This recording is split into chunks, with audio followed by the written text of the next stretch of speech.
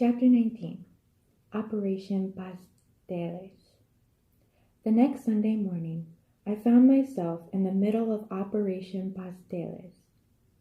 I always warn people, do not try this unless you are a real deal down-home Puerto Rican who really likes to spend hours and hours peeling root vegetable until your knuckles bleed in order to make a messy mesa, in which you hide a mix of meat and then wrap that all up into a neat rectangular shaped brick that then gets tied up and frozen to be sold to people too lazy or smart to make them on their own during the Christmas holidays. This labor-intensive occupation is called making pasteles. Our kitchen looked like a factory. Sheets of dry plantain leaves were piled up on 3 of the kitchen counters. A ball of white string with a pair of scissors stuck through the top of it rested on the 4th chair. Every other surface in the kitchen was covered with piles of white and yellow uatillas, waiting to be peeled and ground down, and a 4-foot-tall bunch of green bananas waiting to be stripped of their hard skin, then mashed. I stood in the doorway and watched my mother peel a uatilla, which was more like trying to peel the bark off an oak tree with a nail clipper. She looked at me. ¿Quieres café? No, Mommy, I'm okay. She winced as she turned to her work, so I knew that her back was still hurting her. Still, she wanted to make coffee for me. Maybe you shouldn't be making pasteles, 'cause you hurt your back and all. I have to make them, mija. People expect me to. I know, Mommy, but you don't make that much more money. It's the only way. I started to tell her maybe working so hard wasn't the only way, but didn't. She wouldn't get it anyway. You going to church? She asked, tossing the peeled uatilla into a pot of salted water. Yes, she laughed. I guess I can thank the young lords for that. What? They making you like church, even though you are wearing jeans, like you are a farmer. It was true. Since Abuela brought me a pair of jeans from Learner's, it's all I'd been wanting to wear. But I ignored Mommy's comment and watched her peel another uatilla. The pastor has agreed to meet the young lords today, Mommy. Pues lo que sea. Whatever, she said, and continued working. The light coming from the window was hitting the back of Mommy's head, so I couldn't see her face, but I could see her hands. She had one split nail that grew in crooked and a scar. I knew the nail had been damaged while she was helping Pops unload a refrigerator, but I didn't know how she got the scar under her thumb. The cuticles on all her fingers were jagged, all the nails ragged. The image of Abuela's coral-colored fingertips went through my mind, and I had to ask, Mommy, how come you and Abuela are fighting all the time?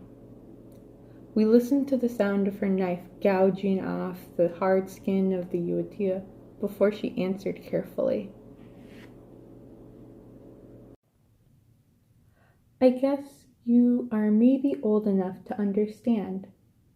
Your Abuela and I were never close. How could we be? She was always away working with the nationalists all over the island. Who did you stay with? A few people. For a while, I stayed with an older cousin in Ponce. They were nice. They were doing all right, but I always felt like I was taking from them. Taking what? I don't know. Food, space? Mommy sighed. When my cousin had a baby, she needed the room, so I had to leave. Mommy dumped the uatia she was peeling into the salted water. There was another cousin who took me in, but it was on the other side of the island, Aguas Buegas. That was hard. It was mountainous, and when it rained, it was very muddy.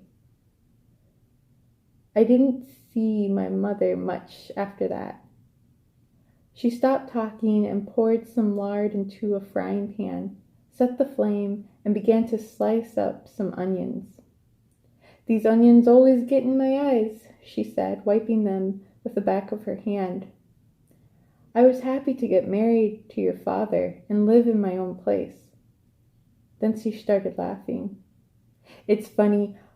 One of the few times I saw your grandmother was when tu padre died. She came to protest." "That he died?" "No, to protest the war in Korea." "But Papi died way after the war." "But he died of a wound that happened during the war. Your abuela came with signs that said she was against all wars fought by poor people for the rich." Mommy said this with no hint of judgment or opinion.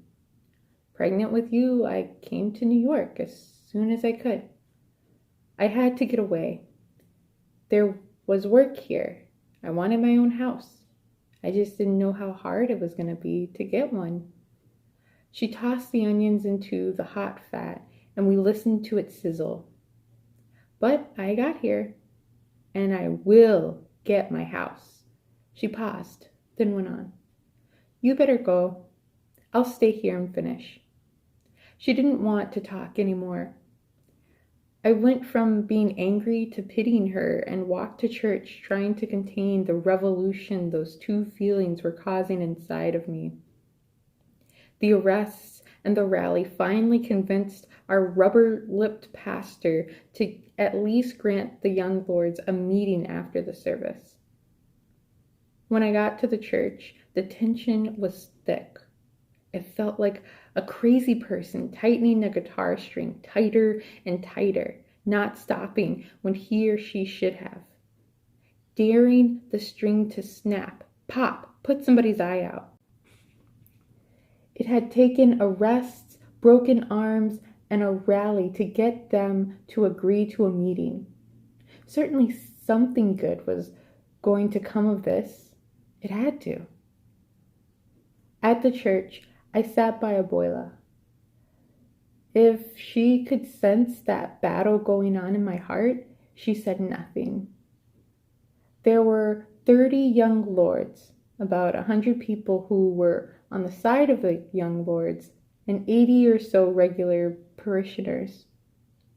Toward the end of the service, a young lord got up and said, "We did not come to ask for money. We only asked for the use of the space in this church." At least 80 people got up and left immediately, muttering, "Ave Maria Puserima," said one parishioner, clearly fed up with everything. "Hail Mary to the purest." "Diencia de eso," cried another. "Forget this nonsense." "No sean ridiculos," said the third. "Don't be ridiculous." And my heart dropped. My mother looked so empty and lost and tired from making the pasteles. And we had never been so far apart. And for what? I put my hand in my head and almost started to cry when Abuela said gently, "Look." I looked up and my heart soared up as quickly as it had dropped. Though many had left, at least 120 people had stayed. When the young lords realized everyone he was speaking to was already on his side, he left for the meeting with the pastor. Good, Abuela whispered to me. Time for some action. We sat. Every second that passed was like a turn of the guitar screw. Everybody talked in fervent, hushed tones that created a buzzing sound. Migdalia came over to us. What do you think? She said, her eyes darting around nervously. Do you think the young lords will get their way? She asked, sitting down. I hope so, I said. What's the big deal? I added weakly. All they want is space to run a daycare. You'd think they wanted to use the church for something illegal. I know, dig it. That's what I was thinking, too. It's not like they're trying to take over the world, she said, rolling her eyes. Angel came to us. Hey, how come everybody's still here? We're waiting to see how the meeting turns out, I said. What meeting? That made us all laugh, breaking the tension a little bit. Angel, I'll tell you later, okay? I said. Our laughing relaxed the little kids in the church. They giggled and started to run around. Careful, you kids. You don't want to trip and break your faces, do you? It was Wilfredo. He was wearing a beret. He had become a young lord in training. We sat and waited. Don't worry, said Abuela. The spirit of Pedro Albizu Campos is with us. At the sound of his name, people around us perked up and started talking all at once. Albizu Campos? Seguro que sí. Un gran hombre. A great nationalist. He used to say the motherland is valor and sacrifice, said Abuela. And then she gathered all her strength and said it in Spanish. La patria es valor y sacrificio. Abuela should have been an actress, I thought. Didn't he go to Harvard? Somebody asked. Of course.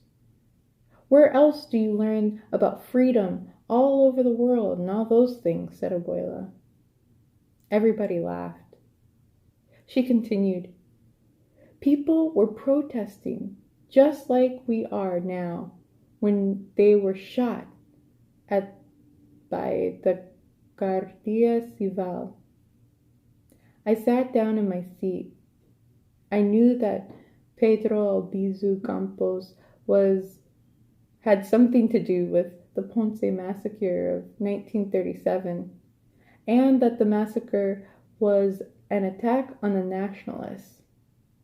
But did Abuela have to bring it up now? Please don't tell them about your husband being there and shooting into the crowd. I live in this neighborhood. When Don Pedro finished college, he could have gotten lots of jobs, but instead he came to La Cartera. I'm safe. She's not going to say that we are related to someone in the Guardia Civil. La Cantare? That was one of the poorest sections of Ponce, someone said. I almost starved to death there, said another bitterly. When he joined the Nationalist Party in 1924, he changed it, making it more militante. I feel like a phony. Abuela stood up. He came back to Puerto Rico to fight for the rights of the poorest people. How could we not win? I thought. But after 2 hours, we got the bad news. Our pastor would not grant permission for the young lords to use the church for social programs. Sourness settled on the crowd, but not for long. Abuela had gotten the crowd going, and she wasn't going to let up. Don't worry, The young lords are going to get what they want, if they have to keep trying. Even if they have to change their name to the old lords before it happens. Everyone laughed, but my heart dropped into my shoes again.